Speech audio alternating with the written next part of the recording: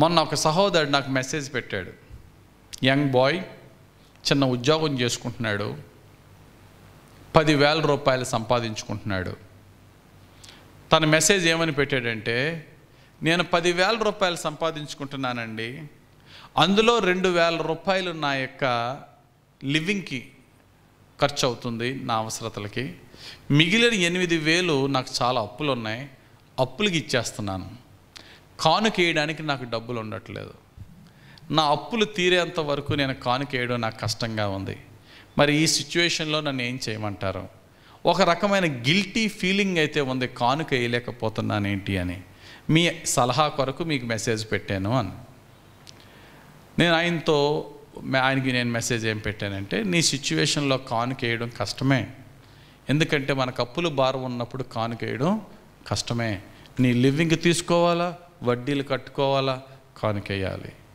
కానీ కానుక అనేది మన సమృద్ధిలోంచి ఇచ్చేదే కాదు.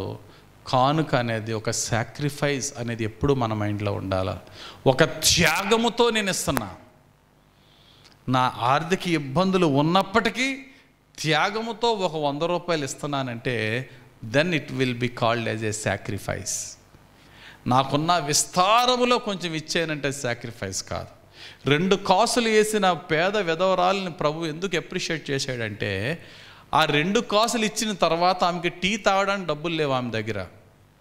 కానీ తెలుసుకోవాల్సింది ఏంటి తెలుసా? ఆమె ఇచ్చిన 2 కాసులు వెనకాతల అపారమైన విశ్వాసం ఉంది. ఏంటో తెలుసా? నా ప్రభు చూసుకుంటాడు. దేవునికి స్తోత్రం కలుగును గాక. నా ప్రభు చూసుకుంటాడు. నాకు కావలసిన టీ, నాకు కావలసిన భోజనం, అది దేవునికి ఇష్టమైపోయింది. అది దేవునికి బహు ప్రీతికరమైన అర్పణ అయిపోయింది. అది ఫేత్. మనం ఇచ్చే కానుకలో ఫేత్ కనబడాల. ఈ సహోదరి ఎన్ని కష్టాల్లో ఇచ్చింది కానుక.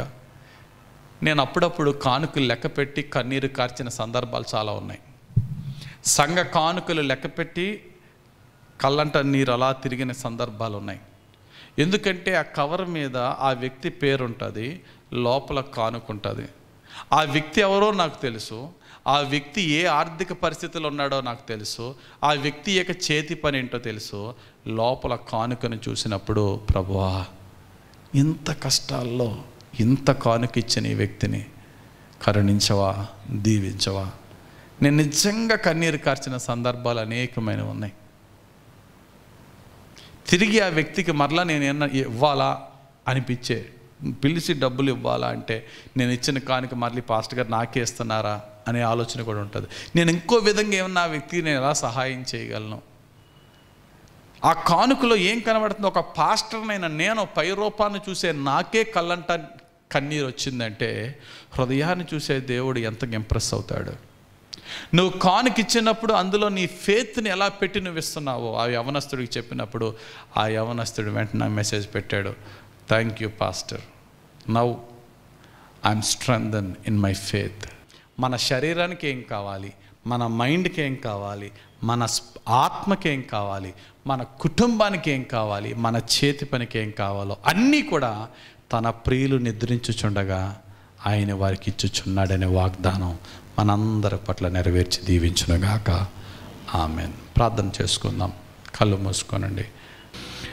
పరిశుద్ధుడు అయిన మా ప్రియ పరలోకపు తండ్రి, మా రక్షకుడు అయిన మా దేవ, మా ఆదరణకర్త అయిన పరిశుద్ధాత్ముడా, మా త్రియేక దేవ, నీ బిడ్డలమైన మమ్ములను నీవే ఆదుకొని ఆదరించి సేద తీర్చున్నందుకు వందనాలు.